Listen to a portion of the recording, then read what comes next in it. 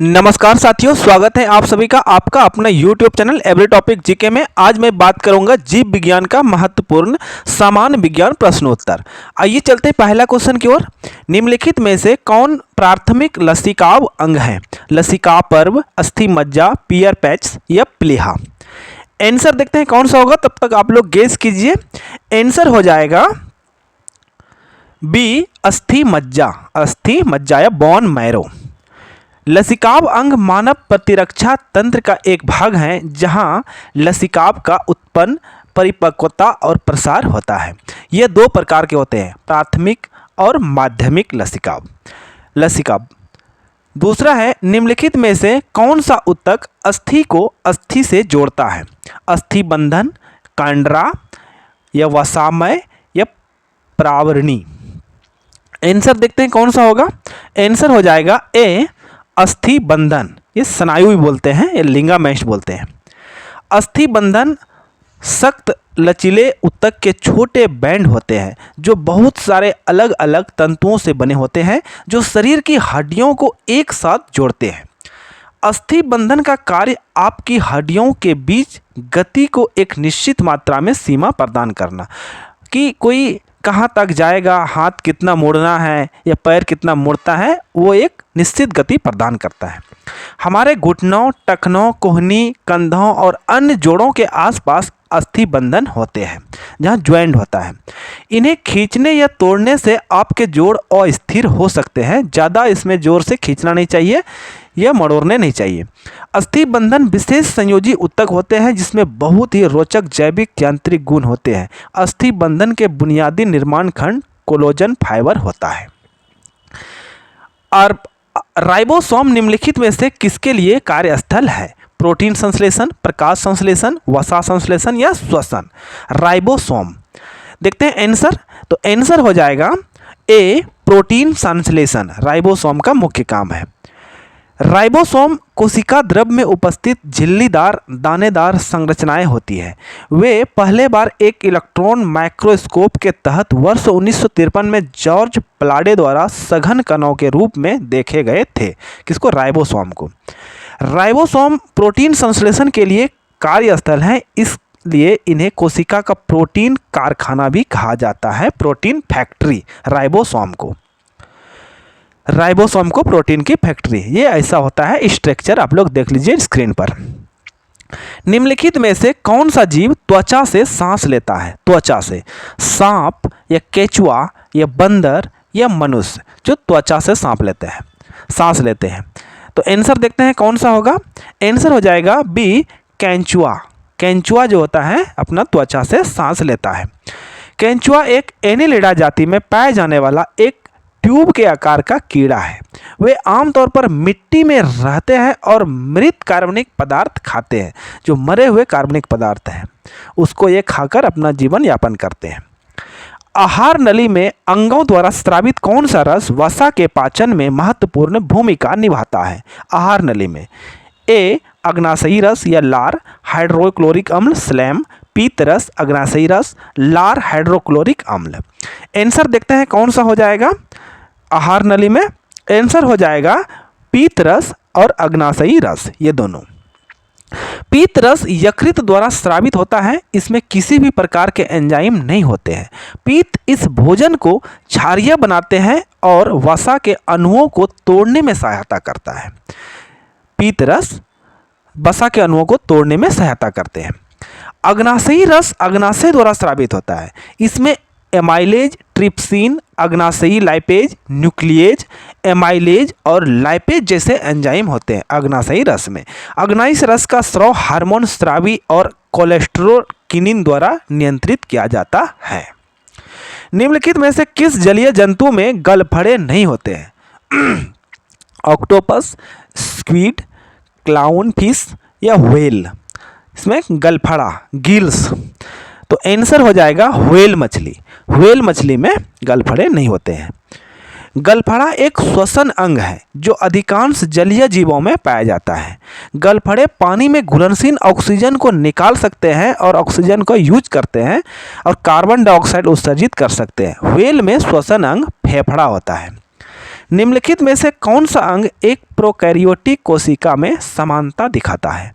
केवल माइटोकॉन्ड्रिया, केवल क्लोरोप्लास्ट और माइटोकॉन्ड्रिया दोनों, इनमें से कोई नहीं। आंसर देखते हैं कौन सा होगा। आंसर हो जाएगा सी, क्लोरोप्लास्ट और माइटोकॉन्ड्रिया दोनों।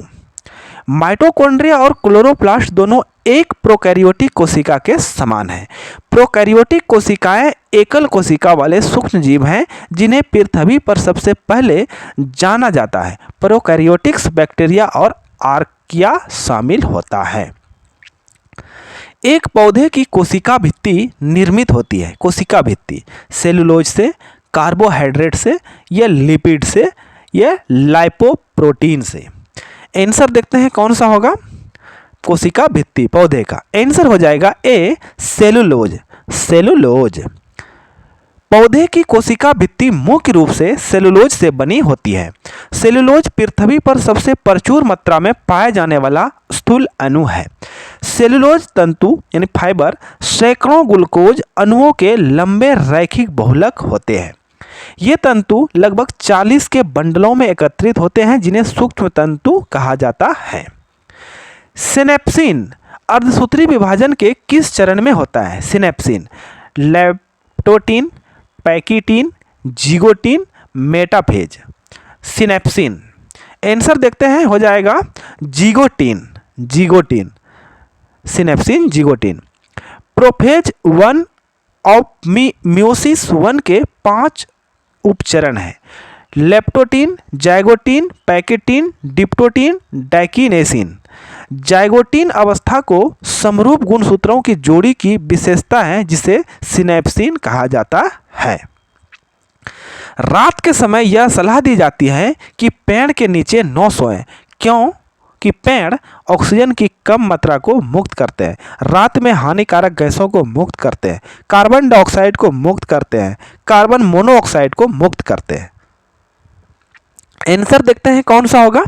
आंसर हो जाएगा सी, रात में पौधे कार्बन डाइऑक्साइड को मुक्त करते हैं यानी छोड़ते हैं। पेड़ रात में ऑक्सीजन ग्रहण करते हैं और कार्बन डाइऑक्साइड मुक्त करते हैं यानी कार्बन डाइऑक्साइड छोड़ते हैं।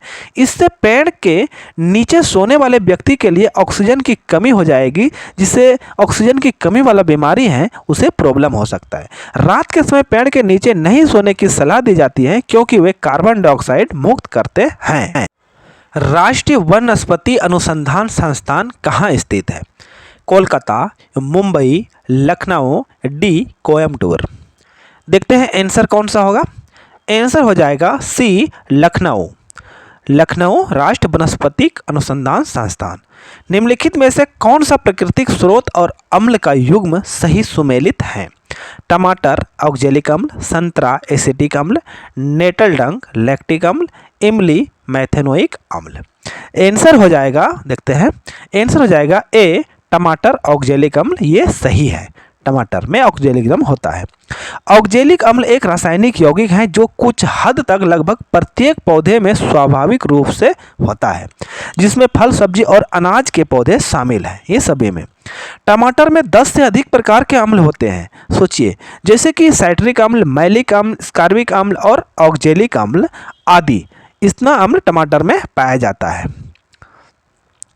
अम्ल के कुछ प्राकृतिक स्रोत तालिका में दिया गया है। प्राकृतिक स्रोत, सिरका में एसिटिक अम्ल होता है, संतरा में सिट्रिक अम्ल होता है, इमली में टार्टरिक अम्ल, टमाटर में ऑक्जेलिक अम्ल और खट्टा दूध या दही में लैक्टिक अम्ल, नींबू में साइट्रिक अम्ल, चींटी का डंक मेथेनोइक अम्ल, बिच्छू का डंक मेथेनोइक अम्ल।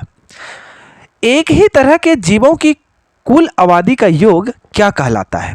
जगत, कक्षा, संघ, प्रजाति। आंसर देखते हैं कौन सा होगा। आंसर हो जाएगा डी, प्रजाति। प्रजाति एक ही तरह के जीवों का कुल आबादी का योग। एक ही तरह के जीवों की आबादी का कुल योग प्रजाति कहलाता है। प्रजातियों को अक्सर समान विशेषताओं वाले व्यक्तियों के समूह के रूप में परिभाषित किया जाता है, जहां वे उपजाऊ संतानों का उत्पादन करने के लिए इंटरब्रीड कर सकते हैं। आहार श्रृंखला में शाकाहारी कौन होते हैं? प्राथमिक उत्पादक, प्राथमिक उपभोक्ता, द्वितीय उपभोक्ता, जैव अपघटक। आंसर देखते हैं कौन सा हो जाएगा, ये बहुत इंपॉर्टेंट क्वेश्चन है। आंसर हो जाएगा प्राथमिक उपभोक्ता। आहार श्रृंखला में शाकाहारी प्राथमिक उपभोक्ता होता है।